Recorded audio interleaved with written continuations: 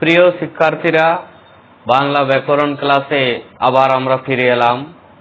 আজকে আমরা বাংলা ব্যাকরণের পাঠ্য বিষয় সমাজ চ্যাপ্টারটির যে মূল বা যে তিনটি শ্রেণী বিভাগ আমাদের পাঠ্য আছে, তার শেষ শ্রেণী বিভাগ বা পাঠ্য বিষয়ের শেষ শ্রেণী বিভাগ অব্যয়ীভাব সমাস সম্পর্কে আলোচনা করব। এর আগে বা আগের ক্লাসগুলোতে আমরা বাকি যে দুটি শ্রেণী বিভাগ আছে সেই শ্রেণী বিভাগ সম্পর্কে বিশদে আলোচনা করেছি। আজকে আমরা অব্যয়ীভাব সমাস সম্পর্কে আলোচনা করব।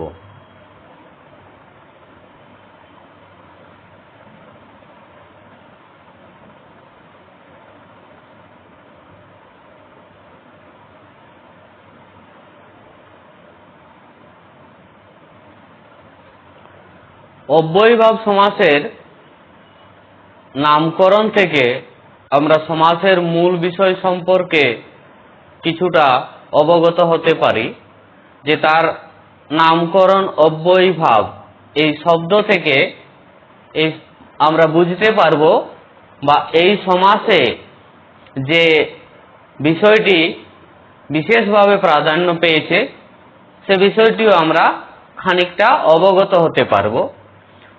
অব্যয়ীভাব অর্থাৎ যে সমাসে অব্যয়ের ভাব বিশেষভাবে প্রতীয়মান বা অব্যয়ের ভাব প্রাধান্য রূপ লাভ করে তা অব্যয়ীভাব সমাস। এখানে সংজ্ঞা হিসাবে আমরা অব্যয়ীভাব সমাসের যে বিষয়টি পাচ্ছি তা হলো যে সমাসে পূর্বপদ অব্যয়ের সঙ্গে পরপদ বিশেষ্যের সমাস হয় তাকে অব্যয়ীভাব সমাস বলে। অর্থাৎ এখানে তার পূর্বপদটি একটি অব্যয় পদ হবে এবং পরবর্তী পদটি বা পরপদটি বিশেষ্য হবে। এই অব্যয় ও বিশেষ্যের মিলনেই অব্যয়ীভাব সমাস হবে। উদাহরণ হিসাবে আমরা দেখছি ভাতের অভাব হাভাত।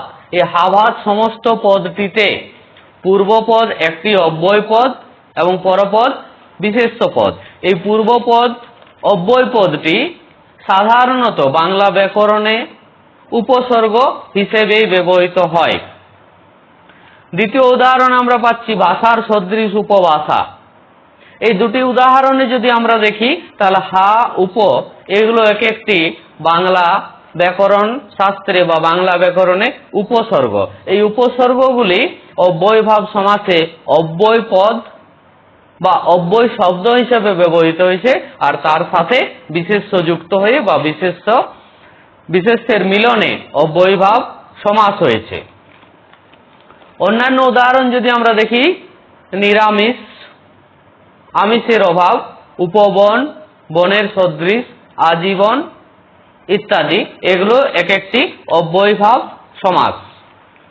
তবে এখানে অর্থাৎ এই অব্যয়ীভাব সমাসে আমরা যে সমস্ত পদটি পাবো বা পাচ্ছি, যেমন হাভাত, উপভাষা, এগুলো সমস্ত পদ। এই সমস্ত পদটির দ্বারা একটা অব্যয়ের ভাব বিশেষভাবে প্রতীয়মান হয় বা বোঝায় বলে এর নাম অব্যয়ীভাব সমাস হয়েছে। অর্থাৎ এখানে অব্যয়েরই প্রাধান্য বা অব্যয় যুক্ত শব্দেরই প্রাধান্য হবে। আবার পাবো আমরা এখানে যে অব্যয় রূপে যে পদটি ব্যবহৃত হয়েছে সেটি একটি উপসর্গ, আর এটি সমস্ত পদের প্রথম অংশে থাকে, প্রথমে থাকে। এই উপসর্গগুলি সাধারণত সংস্কৃত কিংবা বাংলা উপসর্গ। তবে এই বিশেষ্য শব্দের সঙ্গে যে উপসর্গ বা অব্যয় যুক্ত হয়ে সমস্ত পদটি গঠিত হয়েছে অব্যয়ীভাব সমাসে, এই সমস্ত পদটিও কিন্তু একটি অব্যয় পদ। এগুলো আমাদের মনে রাখতে হবে যে সমস্ত পদের পূর্ব পদটি বা প্রথমে যেটি পদটি ব্যবহৃত হয়েছে বা শব্দটি ব্যবহৃত হয়েছে সেটি সাধারণত বাংলা বা সংস্কৃত উপসর্গ হবে, কিন্তু অব্যয়ীভাব সমাসে সেটি অব্যয় রূপে ব্যবহৃত হয়েছে এবং যে সমস্ত পদটি তৈরি হয়েছে যেমন হাভাত, উপভাষা, এই সমস্ত পদটি কিন্তু অব্যয়ীভাব সমাসে অব্যয় হিসেবে ব্যবহৃত হয়ে থাকে। তবে বাংলা ব্যাকরণে এই উপসর্গযুক্ত যে অব্যয় পদগুলি ব্যবহৃত হচ্ছে, এই অব্যয় পদগুলি প্রধানত দুভাবে হয়ে থাকে বা দু ধরনের হয়। সেগুলো কি কি এরপর আমরা দেখে নেব। এই অব্যয়যুক্ত পদগুলি প্রধানত যে দু ধরনের, তার প্রথম ধরনটি বা প্রথম ভাগটি হচ্ছে তৎসম শব্দ বা সংস্কৃত অব্যয়। সংস্কৃত অব্যয় বিভিন্ন অর্থে ব্যবহৃত হয়ে থাকে এবং সেই বিভিন্ন অর্থ দ্বারায় অব্যয়ভাব সমাসও হয়। এই সংস্কৃত অব্যয় সাধারণত সামীপ্য, অভাব, সাদৃশ্য, বিপসা, অবধি ইত্যাদি বিভিন্ন অর্থে ব্যবহৃত হয়। আর এই সংস্কৃত অব্যয়গুলির সাথে সংস্কৃত উপসর্গ যুক্ত হয়ে অব্যয়ভাব সমাস গঠনে সাহায্য করে। তো এই সংস্কৃত উপসর্গগুলি বাংলা ব্যাকরণে মোটামুটি ভাবে 20টির মতো হয়ে থাকে। সেই সংস্কৃত উপসর্গগুলি কি কি তার কয়েকটি উদাহরণ আমরা এখানে দেখছি। প্র, পরা, নির, পরি, অতি, অনু ইত্যাদি এই 20টি উপসর্গ অব্যয়ভাব সমাসের যে সমস্ত পদ তার প্রথমে বসে। সমস্ত পদের প্রথম অংশটা হচ্ছে এই সংস্কৃত 20টি উপসর্গের কোনো না কোনো একটি থাকবে। আর সংস্কৃত অব্যয়ে যে বিভিন্ন অর্থে ব্যবহৃত হয় সেই অর্থ সম্পর্কযুক্ত শব্দ বা বিশেষ্য পদটি পরে থাকে। এরপর দেখো যে প্রথম উদাহরণ হিসাবে যদি আমরা নিই যে সামীপ্য বোঝাতে বা সামীপ্য অর্থে সংস্কৃত অব্যয় কিভাবে ব্যবহৃত হয়। 1 নম্বর উদাহরণ সামীপ্য বোঝাতে যে অর্থে ব্যবহৃত হয় তার 1 নম্বর উদাহরণ কুলের সমীপে সমান উপকূল, অক্ষির সমীপে সমক্ষ ইত্যাদি। তাহলে সামীপ্য বোঝাতে কুলের সমীপে উপকূল, অক্ষির সমীপে সমক্ষ। এখানে উপ, স এগুলো এক একটি হচ্ছে উপসর্গ, সংস্কৃত উপসর্গ, কিন্তু এখানে এই সমস্ত পদটিতে কি হিসাবে ব্যবহৃত হয়েছে? অব্যয় পদ হিসাবে ব্যবহৃত হয়েছে। দ্বিতীয় যদি দেখি আমরা অভাব অর্থে এই সংস্কৃত অব্যয় কিভাবে ব্যবহৃত হয়। 1 নম্বর উদাহরণ মিলের অভাব, গরমিল, ভিক্ষার অভাব, দুর্ভিক্ষ।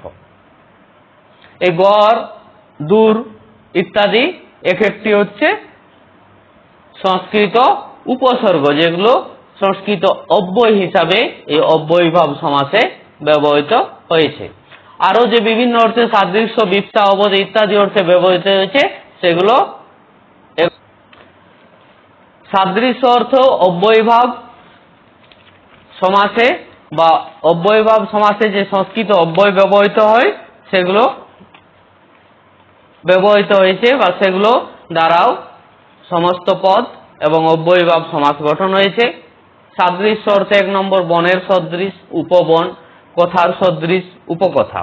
এই উপ এই দুটি বা এই যে উপ শব্দটি পদটি ব্যবহৃত হয়েছে সমস্ত পদের পূর্বে, সেই পদটিও হচ্ছে সংস্কৃত উপসর্গ, কিন্তু এখানে সংস্কৃত অব্যয় হিসাবে ব্যবহৃত হয়েছে।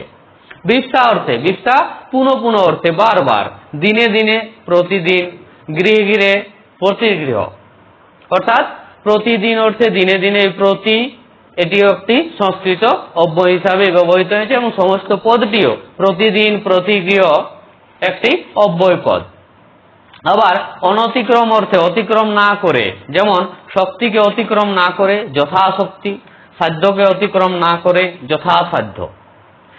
অনতিক্রম অর্থও সংস্কৃত অব্যয় দ্বারা অব্যয়ভাব সমাস গঠন করা হয়। আবার অবধি অর্থে, পর্যন্ত অর্থে, যেমন কণ্ঠ পর্যন্ত, আকণ্ঠ, মরণ পর্যন্ত, আমরণ ইত্যাদি।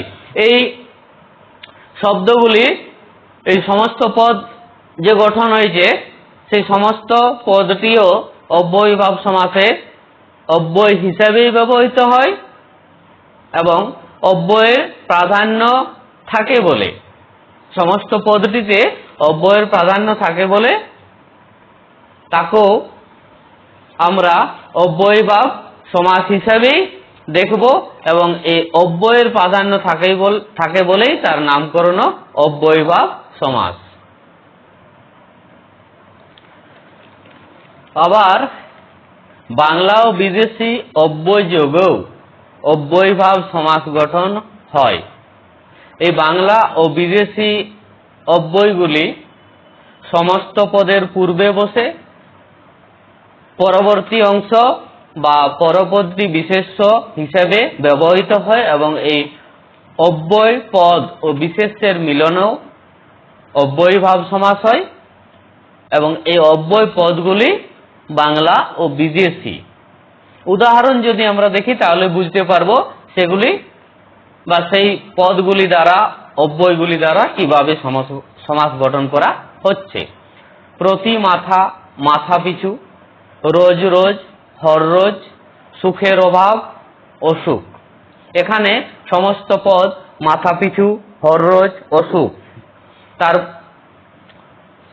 সমস্ত পদের প্রথম অংশটি যদি আমরা দেখি তাহলে সেটি অব্যয় পদ এবং বাংলা যেমন হর রোজ, হর বিদেশি অব্যয়, অসুখ ও একটি বাংলা অব্যয় যাকে আমরা সাধারণত উপসর্গ বলি বাংলাতে বা বাংলা ব্যাকরণে উপসর্গ হিসাবে তাকে চিহ্নিত করেছি, কিন্তু অব্যয়ভাব সমাসে যখন সমস্ত পদ গঠন করছে সেই পদটি বা শব্দটি কিন্তু অব্যয় হিসেবে ব্যবহৃত হয়ে থাকে।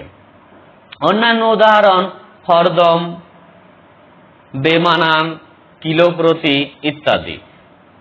এই উদাহরণগুলোতে আমরা পাবো যে সমস্ত পদটির পূর্ব অংশটি সাধারণত হয় বাংলা হবে বা বিদেশি অব্যয় হিসাবে ব্যবহৃত হবে এবং অব্যয়ভাব সমাস গঠনে সেই অব্যয়টি বিশেষভাবে সাহায্য করেছে।